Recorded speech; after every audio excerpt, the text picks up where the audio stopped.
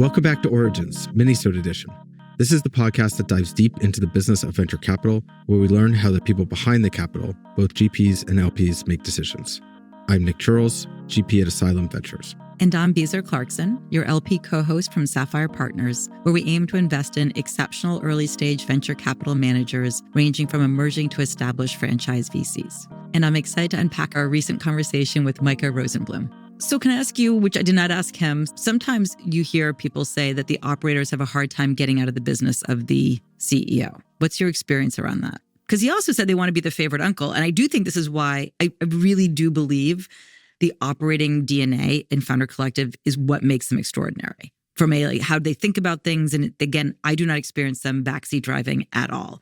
But you do hear that as a concern if people are operators. Yeah, and I've seen it. I think there's two different sides of this coin in the sense that I have seen former operators become investors and want to fix, or get in there and do it their own way. But I think the flip side of that is an operator that has raised from venture, worked with venture, and knows very clearly what they do and don't want there. Perhaps my few years of building stuff at BetaWorks and before that gives me a little bit of that in the sense that I don't really want an investor coming in and telling me how to reprioritize my product roadmap or whatever. So I think it can go both ways. Yeah. And you've seen, there was a spate of time where everyone wanted to have an operator as part of their investing team. So you saw larger funds adding their operator. And yep. I mean, it's all N of one. And some of them worked out and some of them didn't. And some of them you could imagine was sort of organ rejection by the rest of the situation. And some probably might not have had the intuition, EQ-ness, humbleness. I would say Founder Collective for their accomplishments are extraordinarily humble. And I have no idea if that's a recipe for success, but it feels like an important factor. For sure. If you were listening to that whole podcast, and you're an early stage investor, the only thing you should take away was that stat on whatever the hot thing was at that moment. And then the important company that came out of that moment, it was not in the hot thing. OpenAI was founded in 2015. What do you think the hot theme was that year? Press hits. Consumer mobile apps or SaaS? VR and AR. Wow. Basically, the way this goes is on average, VCs and the trends are 7 years too late. If you could just repeat that to yourself every single day as an early stage investor and practice that, you would probably do extraordinarily well. So I think that was very important. But that also made me think in relation to what you were just saying about LP cycle and memes. You need a platform team. You need an operator on your team. Cycles and memes. You need a podcast. I'm kidding. A podcast. You need, whatever, right? You need to think about a unique way to market yourself. And this also the thing that's ringing in my head, and I'm trying to figure out how to bridge to it gracefully, was your commitment to this idea, whatever idea it is, that clearly we're going to have repeat portfolio companies in until one of them works. I love the fact that you're dedicated to this idea, and that his whole thing was that, this is the nature of innovation. And that you have to keep learning. You iterate on what you've learned that's failed and you keep moving it forward, because I will definitely say as an LP, as an N of one, there's things that I was like, I learned this lesson. This whatever is not going to be a successful fund composition or a fund area. And then you miss stuff, right? And we've missed things because you were like, this didn't work before, instead of saying, yeah, it didn't work, but here's why it didn't work. So it's hard, but when you see this critical thing shift, and maybe it's just the person, right? Whatever it is. I'll give you a couple of examples there. Well, he also called me insane then at the end of that. But, and I do think he did. I just funded a company for the second and there was kind of a half one, different company, same idea, same product. And I think perhaps I'm going to get fired. Perhaps Beezer will fire me on this call. Can't get fired when it's your fund.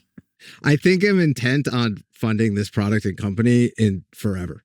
Until it works. Yeah. There'll just be one of these per fund, every single fund. And at some point it'll work. I'm pretty intent on doing it. I think you're not courageous. You're insane. That's the definition of insanity. For the record, I've only done this investment in the same idea twice.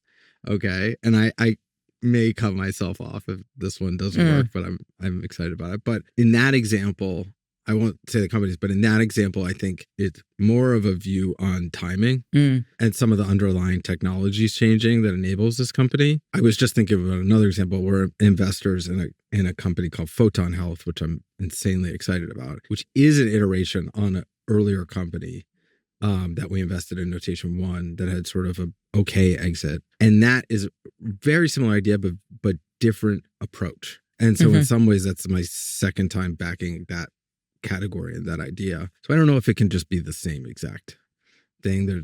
So I agree with you. There's usually some learning or some different approach or some different go-to-market or approach to the product or timing or something. The other thing that he said that struck me, and I was curious if you're feeling the same, was which I thought was a positive, although it clearly makes your life bonkers, is on Monday you meet somebody, and then on Wednesday it's even more interesting on Friday because the speed of iteration is happening so fast. I have no idea how you solve that because clearly you can't wait forever to make an investment, but are you seeing the same thing in the market where the tools are giving such life to ideas right now? It could be an incredibly vibrant time. Well, I think what he was saying was like, we meet a team on Monday and then we meet like a different team doing the same idea on Wednesday. Is that your understanding? I wasn't sure if it was the same idea.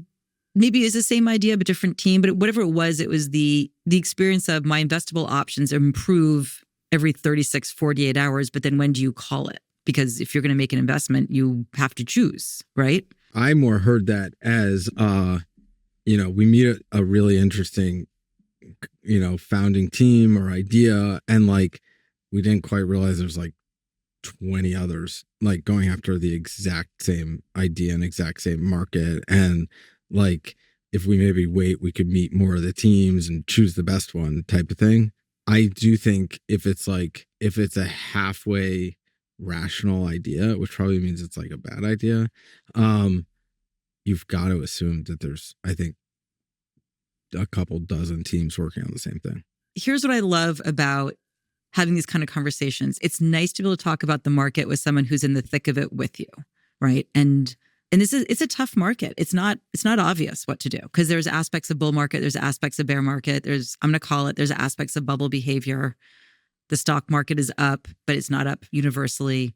Pretty interesting times. He was to your point, it was definitely a larger range of questions than we usually cover, but good to do it. And also because it kind of gets at how firms work. I loved this conversation. Micah was the best. I'm glad we finally had him on. And always enjoy our chats too. Well, thanks for doing it. Thanks for listening to this Minisode of Origins, the show where we discuss the venture capital ecosystem through the lens of myself, a GP, and my co-host Beezer, an LP. We'll be back soon with a new episode of Origins.